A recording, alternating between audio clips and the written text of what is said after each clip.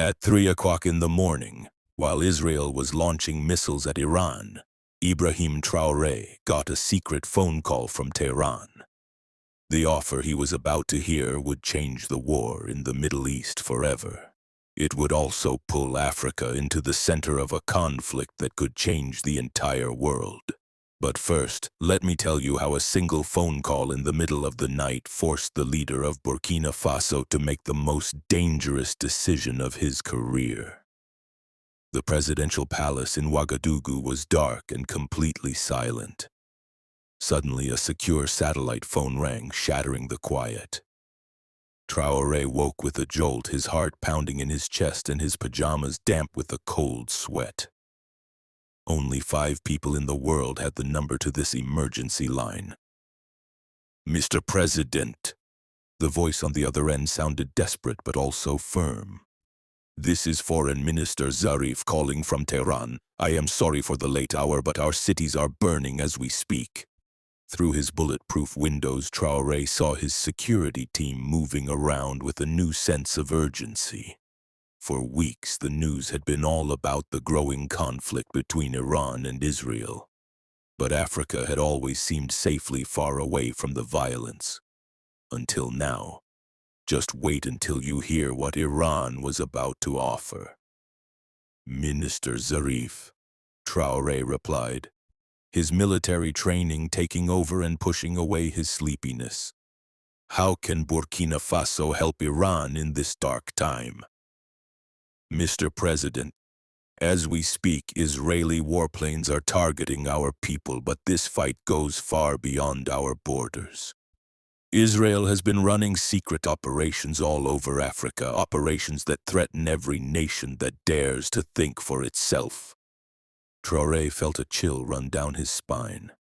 A few months earlier, he had discovered Israeli spy networks in his own country. But this sounded much bigger than anyone had imagined. The minister continued, "We have information showing that Israel plans to use African land as a base for more attacks against Iran and our friends. They see your continent as their personal military playground." His voice was calm but urgent. "Iran is offering a full partnership to any African nation willing to stand up to this. We'll provide advanced defense systems, economic help, and everything you need to be truly independent." But he didn't know that this was just the beginning of the most dangerous offer ever made to an African leader. "What exactly are you proposing?" Traoré asked, his mind racing to figure out what this all meant. "Complete defense cooperation," the minister said. "Iran's best missile defense systems, which can protect Burkina Faso from any outside threat.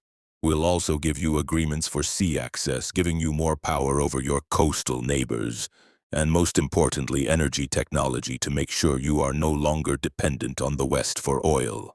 The offer was huge.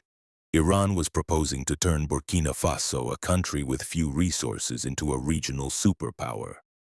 "And what do you want in return?" Traoré asked. "Your support in international meetings, allowing our technical advisors to work from Burkina Faso, and if needed, permission to use your airspace for defensive operations." What happened next will terrify you. Traoré immediately understood that defensive operations could mean launching missiles at Israeli targets across Africa. "Minister, you're asking me to make Burkina Faso a part of your war. We are telling you that this war already involves Africa," the minister replied. "Israel has military advisors in 12 African nations and uses African ports for its spy operations. You have a choice. Either remain a victim of their plans or become our partner in fighting back." The words hit Traoré like a physical blow. He had seen this happen before.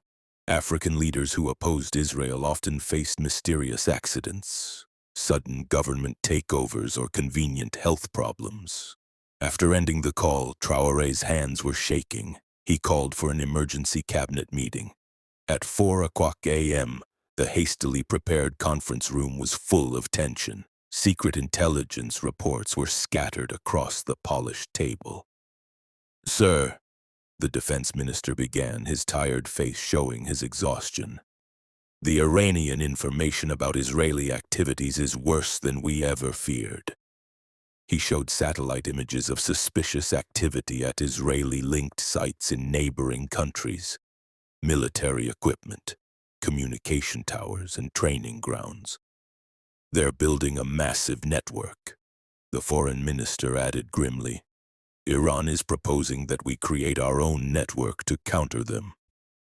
The nations that accept their offer would form an anti-Israel alliance across the continent. The truth he discovered would change everything. The intelligence chief presented the most disturbing evidence. Sir, Israeli agents are operating in 12 African countries, and it's not just spying. They have active military advisors, weapon systems, and intelligence operations. They treat Africa like it's just another part of their Middle East strategy. He gave specific examples that made Traoré clench his jaw. Ethiopian soldiers were being trained by Israelis for missions outside their borders. South African ports were being used by Israeli naval intelligence. Even mining operations in the DRC used Israeli security contractors who reported directly to Tel Aviv. Iran is offering to stop all of this, the foreign minister explained, leaning forward. Their defense systems would block Israeli spying. Their economic deals would end our reliance on Israeli-linked companies. And their information would expose every Israeli operation on the continent. But accepting their offer makes us part of the fight, Traoré noted, rubbing the headache that was starting to form. The intelligence chief replied quietly. According to this information, sir, we're already part of the fight. We just don't realize it yet. What Ibrahim Traoré decided next would shock his entire cabinet. Schedule a secure video conference with Tehran for tomorrow evening, he ordered. Tell them President Traoré wants to hear their complete proposal. His advisors exchanged worried looks. Talking to Iran during an active war would completely change Burkina Faso's place in the world. Sir, one advisor warned, Israeli intelligence will find out about this immediately. Our relationship with them will be permanently damaged. Perhaps it should be, Traoré replied, his voice firm. For too long, Africa has been a chessboard where other powers move the pieces. It's time we played our own game.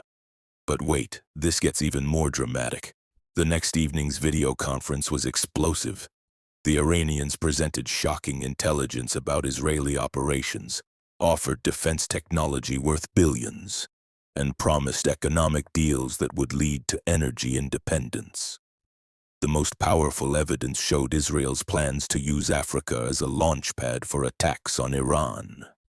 Traoré's response surprised everyone.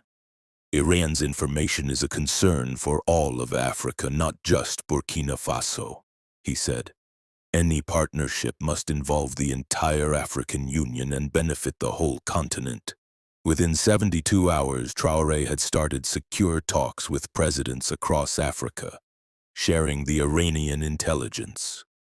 The reaction was immediate shock. Most leaders had no idea this was happening in their own countries. If you think that was shocking, wait until you see what happened next. An emergency session of the African Union was called.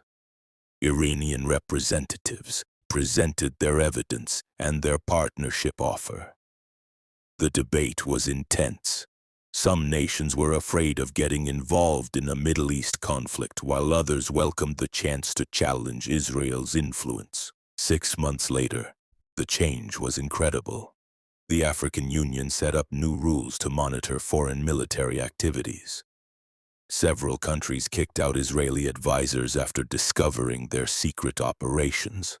Most importantly, a new African defense agreement was created, allowing the continent to respond together to outside threats. Iran joined as a strategic partner, providing defense technology while respecting African independence. But the personal cost for Traoré was high. There were 3 assassination attempts on his life in the following months.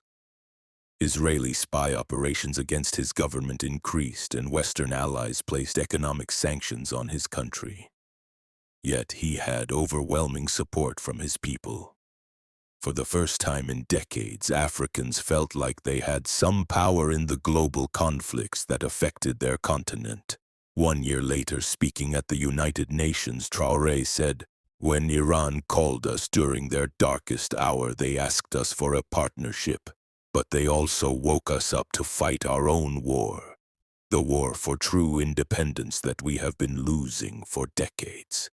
He motioned to the united group of African leaders in the assembly and continued, "Today, Africa is no longer a silent observer while others use our continent as a battlefield. We now actively decide our own security, our own allies, and our own future." The loud applause echoed not just through the UN halls but across a continent that was finally finding its voice on the world stage. That 3:00 a.m. phone call had awakened Africa to its own power, and that awakening was worth every risk.